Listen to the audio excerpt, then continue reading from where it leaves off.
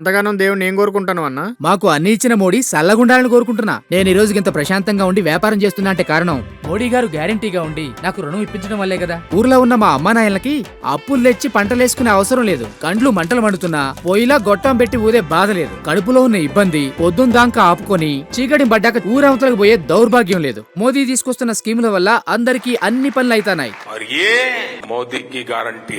నేను ఎంతో సంతోషంగా చెప్తున్నా, ఇది నా భారత్. మోదీ గారి ఆలోచనలతో ఎదుగుతున్న భారత్. కమలం గుర్తుకి ఓటేద్దాం, బీజేపీని గెలిపిద్దాం. మోడీ మన అందరి నేస్తం, బీజేపీనే గెలిపించేద్దాం. అసలైన తొలి వెలుగు.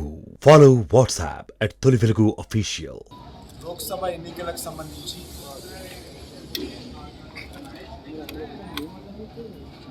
ప్రధానమంత్రి గౌరవనీయులు శ్రీ నరేంద్ర మోడీ గారి యొక్క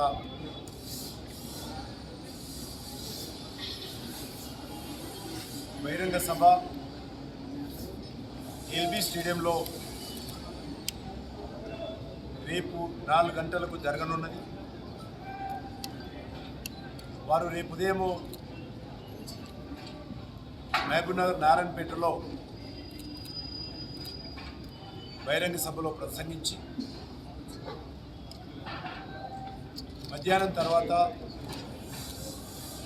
4 గంటలకు ఇదే గ్రౌండ్లో వారు ప్రసంగించనున్నారు. తెలంగాణ లోక్సభ ఎన్నికలకు సంబంధించి ప్రధానమంత్రి గారి యొక్క ఈ ఎన్నికలకు సంబంధించి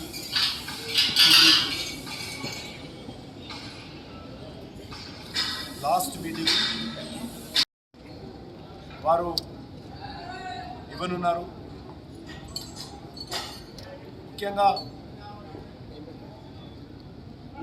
ఈరోజు ఒక సానుకూలమైనటువంటి వాతావరణం తెలంగాణలో కనిపిస్తూ ఉంది. అనేక రకాల తప్పుడు వార్తలు, అబద్ధాలు, పార్టీ పైన బురద జల్లే ప్రయత్నము, బట్ట కాల్చి ముఖం మీద వేసే ప్రయత్నము ఇటు కాంగ్రెస్ పార్టీ ఇటు బీఆర్ఎస్ పార్టీ చేసినప్పటికీ కూడా తెలంగాణ సమాజము చాలా చైతన్యమైనటువంటి సమాజం. వాళ్ళకు తెలుసు కాంగ్రెస్ పార్టీ కానీ బీఆర్ఎస్ పార్టీ కానీ ఎన్నికల జిమ్మిక్స్లో భాగంగా ఈ తప్పుడు మాటలు మాట్లాడుతున్నారు, ఈ తప్పుడు ప్రచారం చేస్తూ ఉన్నారనే విషయం వాళ్ళందరికీ తెలుసు. కాబట్టి ప్రజలెవ్వరూ కూడా ముఖ్యమంత్రి గారి మాటలు కానీ కేసీఆర్ మాటలు కానీ వాళ్ళు సీరియస్గా తీసుకోవడం లేదు. నవ్వుకుంటున్నారు చాలామంది, నవ్వులాటగా మాట్లాడినటువంటి పరిస్థితి కనిపిస్తుంది. అయినప్పటికీ ప్రధానమంత్రి గారు చాలా స్పష్టంగా వారు అనేక అంశాలలో తెలంగాణ ప్రజలతో సంభాషించడం జరిగింది. తెలంగాణ ప్రజలకు కేంద్ర ప్రభుత్వ వైఖరి, భారతీయ జనతా పార్టీ వైఖరి కుండ బద్దలు కొట్టినట్టుగా చాలా స్పష్టంగా తెలంగాణ సమాజానికి ఇవ్వడం జరిగింది. కాబట్టి ఆ యొక్క అబద్ధాల ప్రచారము లేక అది గాడిదిగుడ్డు ప్రచారం అన్నీ కూడా అది కాంగ్రెస్ పార్టీకి మాత్రమే పరిమితం అవుతుంది తప్ప తెలంగాణ ప్రజలు ఎవరు కూడా సీరియస్ తీసుకోవడం లేదు. అది ముఖ్యమంత్రి వ్యక్తిగత ప్రచారానికే గాడిదిగుడ్డు ఉపయోగపడుతుంది తప్ప తెలంగాణ ప్రజలు ఎవరు కూడా దాన్ని రిసీవ్ చేసుకోలేదనే విషయాన్ని ఈ సందర్భంగా తెలియజేస్తున్నాం. భారతీయ జనతా పార్టీగా ఎన్నికల్లో మేము ఇప్పటికే 17 పార్లమెంటు నియోజకవర్గాల్లో ఓటర్లను వ్యక్తిగత కలిసేటువంటి ప్రయత్నం చేయడం జరిగింది. మా పార్టీ అధ్యక్షులు నడ్డా గారు కానీ మా ప్రధానమంత్రి గారు కానీ చాలా స్పష్టంగా తెలంగాణకు సంబంధించి మీరు ఇంటింటికి వెళ్ళాలి, ఓటర్లను వ్యక్తిగతంగా కలవాలని చెప్పడం జరిగింది. ఎందుకంటే ఓటర్ ఈరోజు తెలంగాణ ప్రజలు ఈరోజు భారతీయ జనతా పార్టీకి ఓటు వేయడానికి సిద్ధంగా ఉన్నారు. కాబట్టి మీరు వాళ్ళని ఆహ్వానిస్తే చాలు. ఎన్ని ప్రలోభాలు పెట్టినా, ఎన్ని అబద్ధాలు ఆడినా, ఎంత తప్పుడు ప్రచారం చేసినా ఈరోజు భారతీయ జనతా పార్టీ విజయానికి ఏ రకమైనటువంటి డోకా ఈరోజు తెలంగాణలో లేదు. మా పార్టీ జాతీయ నాయకత్వం కానీ రాష్ట్ర నాయకత్వం కానీ చెప్పినట్టుగా మాకు డబుల్ డిజిట్ సీట్లలో మేము విజయ దుందుబి మోగిస్తాము. పూర్తి స్థాయిలో అండర్ కరెంట్ ఉంది, ఓపెన్ కరెంట్ ఉంది. ప్రజలు స్పందిస్తున్నారు. అండర్ కరెంట్ అంటే స్పందించరు. అండర్ కరెంటు ఉంది, ఓపెన్ కరెంటు ఉంది. బహిరంగ స్పందిస్తున్నారు. ఎక్కడ వెళ్ళినా కూడా, ఏ ఇంటికి వెళ్ళినా కూడా మేము మోడీ గారికే వేస్తాము, మేము బీజేపీకే వేస్తాము, మేము కమలం పువ్వుకే వేస్తాము, ఈసారి దేశం కోసం ఓటేస్తాము, మా భవిష్యత్తు కోసం వేస్తాము, దేశ భవిష్యత్తు కోసం వేస్తాము అనే విధంగా ప్రతి ఒక్కరూ మాట్లాడుతూ ఉన్నారు. కాబట్టి రేపు ఇక్కడ జరిగేటువంటి బహిరంగ సభ చాలా కీలకమైనటువంటి సభ. మాకు తెలంగాణకు కూడా చాలా ముఖ్యమైనటువంటి సభ అవుతుంది. ఇక్కడ సభలో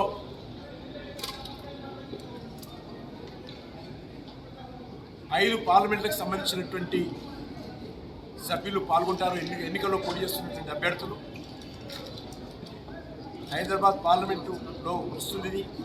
హైదరాబాద్ పార్లమెంటు, అదేవిధంగా చేవెళ్ళ, మల్కాజిగిరి, సికింద్రాబాద్, భువనగిరి. ఎందుకంటే భువనగిరికి సంబంధించినటువంటి పార్లమెంట్ నియోజకవర్గము హయత్ నగర్ నుంచి ప్రారంభమవుతుంది. కాబట్టి హయత్ నగర్కి సంబంధించినటువంటి కొంతమంది ప్రముఖులు కూడా ఇందులో పాల్గొంటారు. కాబట్టి ఈ యొక్క 5 పార్లమెంట్ సభ్యులు ఈ యొక్క సమావేశంలో పాల్గొంటారు. రేపు ఉదయం వారు మహబూబ్నగర్కి వచ్చి మహబూబ్నగర్ నారాయణపేటలో ప్రసంగించి ఇక్కడికి వచ్చిన తర్వాత ఇక్కడి నుంచి వారు బయలుదేరి ఒరిస్సా రాష్ట్రానికి వెళ్ళాల్సింది. కాబట్టి సభ సమయంలో జరుగుతుంది. రేపు రాత్రికి ఒరిస్సాలో చివరి సభ మోడీ గారి దగ్గర ఉంది, రోడ్ షో. కాబట్టి ఇక్కడ 4 గంటలకు ప్రారంభించి 5:30 లోపల సభ పూర్తి చేసే విధంగా మేము కార్యాచరణ ప్రణాళిక రూపొందించుకుంటున్నాం.